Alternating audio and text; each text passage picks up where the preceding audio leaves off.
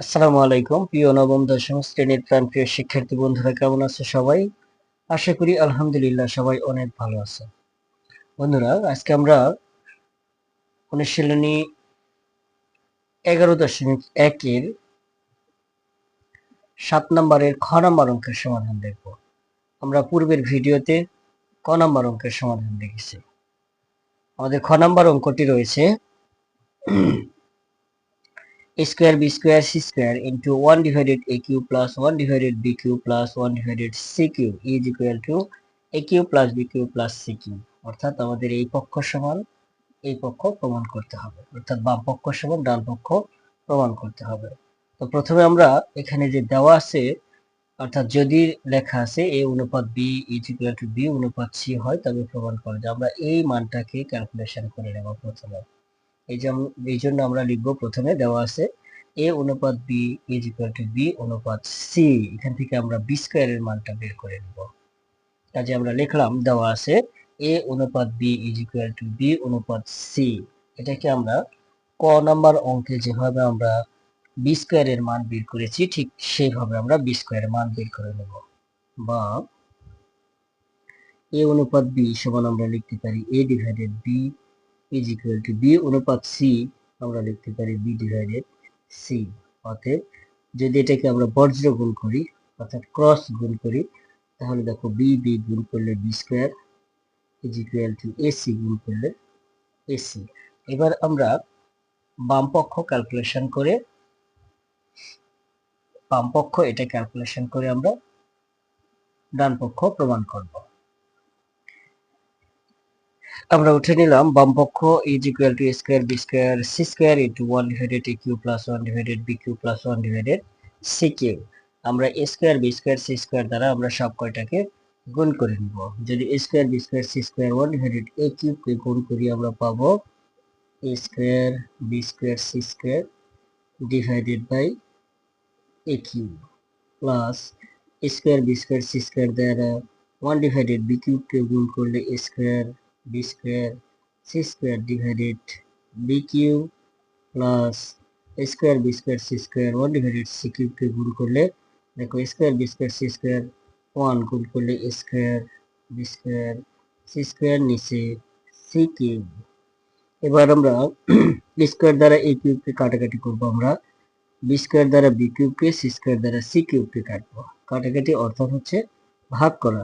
আমরা a square দ্বারা a cube কে যদি কাটি, তাহলে উপরে থাকবে আমাদের b স্কয়ার c স্কয়ার, নিচে থাকবে আমাদের a প্লাস, এটাকেও ঠিক একইভাবে b স্কয়ার দ্বারা b কিউব কে কাটলে উপরে b স্কয়ার কেটে যাবে, নিচে b কিউব থেকে একটা b থাকবে, অর্থাৎ a square c square divided b plus, এখানে a square b square c square, c square দ্বারা c কিউব কে কাটলে উপরে c স্কয়ার কেটে যাবে, নিচে একটা c থাকবে, তাহলে a square b square divided c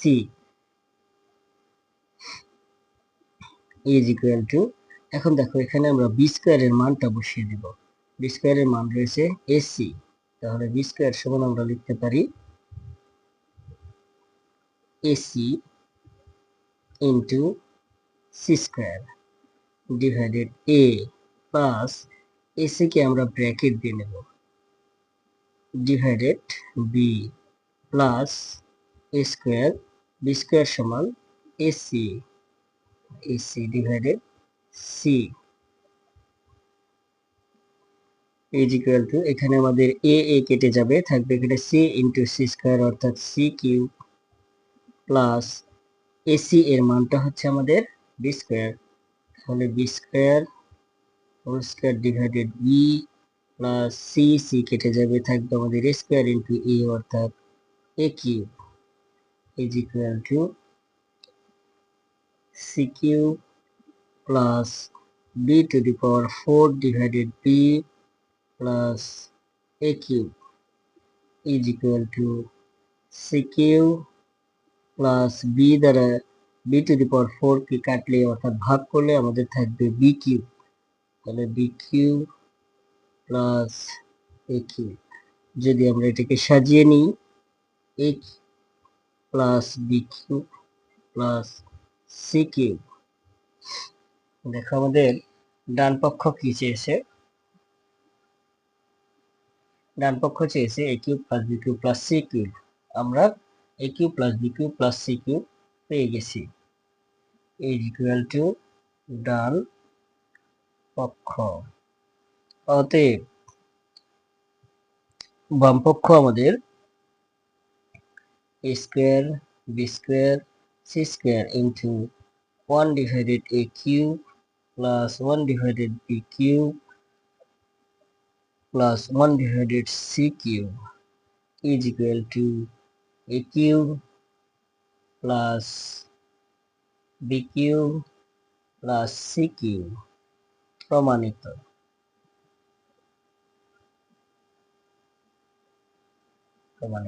এই হচ্ছে আমাদের 7 খ নম্বর অঙ্কের সমাধান।